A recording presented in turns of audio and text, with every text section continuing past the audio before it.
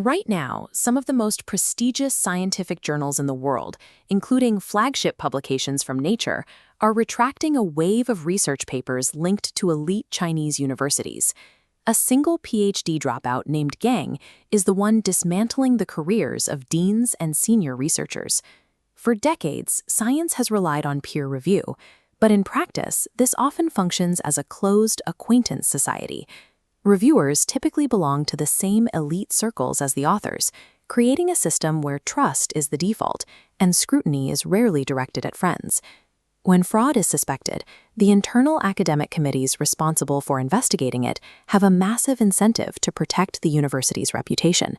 This creates a systemic blind spot, where internal whistleblowers are often ignored or silenced to keep research funding flowing. Geng breached this reputation-obsessed fortress by shifting the battleground. He replaced biological debate with the raw, unfeeling scrutiny of large-scale data analysis, a move that effectively democratized the power to police high-level science.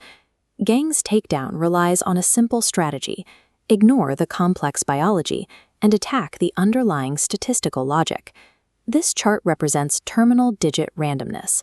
In genuine, messy, real-world experiments, the very last digit of a decimal measurement should fall into a nearly flat distribution across numbers 0 through 9. But human bias is easy to spot. When researchers fabricate data, they subconsciously overuse specific numbers or avoid others entirely. Geng used these mathematical anomalies to prove that dozens of high-profile papers were using sculpted data rather than actual experimental results. He then applied a second test: cross-scale data consistency. He compared biological metrics that should be completely independent, like the weight of a test subject versus its specific gene expression.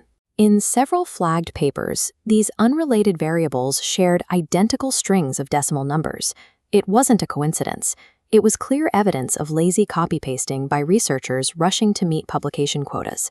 By focusing on high-volume output over real discovery, these fraudsters left behind a trail of mathematical fingerprints they never expected anyone to look for.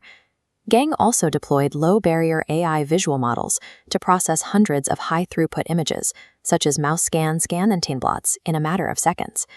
The AI detects what the human eye often overlooks: localized sections of an image that have been cloned, spliced together, or mirrored to look different. The immediate results included the exposure and penalization of the Dean of Life Sciences at Tongji University. Across multiple elite institutions, senior scholars found their careers halted as their visual evidence was picked apart. These open-source tools bypass the traditional institutional gatekeepers, forcing elite universities to confront specific, automated evidence that their internal committees previously chose to ignore. The academic establishment immediately attempted to retaliate.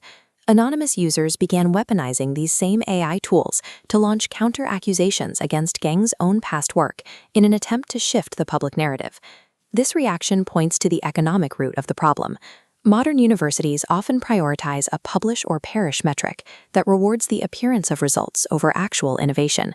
This incentivizes low-cost data fabrication as a way to secure massive state research grants. The situation grew more complex when Geng signed with an MCN, a commercial talent network. This introduced the pressure of traffic farming and commercial motives into what had been framed as a pure crusade for scientific truth. This created a contradiction. State-run outlets like Xinhua heavily praised Geng's actions, framing them as a wake-up call for the country's academic oversight. Yet, while the state media offered praise, the commercial social media platforms hosting Geng's content began to shadow ban his account. These platforms use their algorithms to throttle his reach, seeking to avoid the legal risks and controversy associated with his high-stakes accusations. Relying on a single internet vigilante to find the truth is a symptom of a failing system. True integrity requires embedding these AI forensic tools into the institutional review process itself, rather than outsourcing the responsibility of scientific justice to a viral algorithm.